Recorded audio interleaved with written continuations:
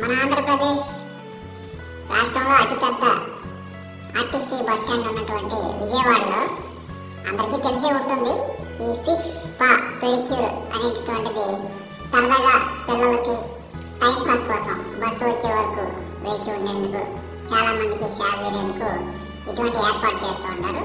ఇవి చాలా చోట్ల ఉంటాయి. ఇందులో ఈ చేపలు ఏంటంటే గుర్రా రుఫా చేపలు అంటారు అన్నమాట. వీటిని ఈ టైప్ థెరపీ చాలా మంది మైండ్ రిలాక్స్ కోసం చేస్తారు. కానీ నిర్వాహకులు మాత్రం ఇది ఏదో కాలు శుభ్రం చేస్తుంది ఇటువంటివన్నీ చెప్తారు. అది అందులో నిపుణులు చెప్తున్న దాని ప్రకారం అందులో పెద్దగా నిజం లేదనేసి కూడా నిపుణులు చెప్తున్నటువంటి మాట.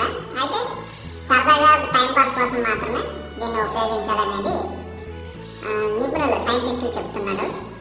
అయితే ఈ ఫిష్ స్పా పెడిక్యూర్ అనేది ఈ చేపలు మన పాడైన చర్మాన్ని శుభ్రంగా తింటాయి. అవి ఆహారంగా కూడా తీసుకుంటాయి.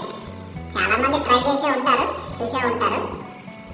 సరదాగా పిల్లలు చూడడానికి చాలా చక్కగా టైంపాస్ అయ్యే విధంగా ఉంటుందనేది మా ఉద్దేశం. సో ఈ గుర్ర రూపా చేపలు ఏ విధంగా ఆ కాళ్ళపై నిలబడి వాటిని ఎలా తింటున్నాయి ఆ వాటర్లో అనేది మనం చూడొచ్చు.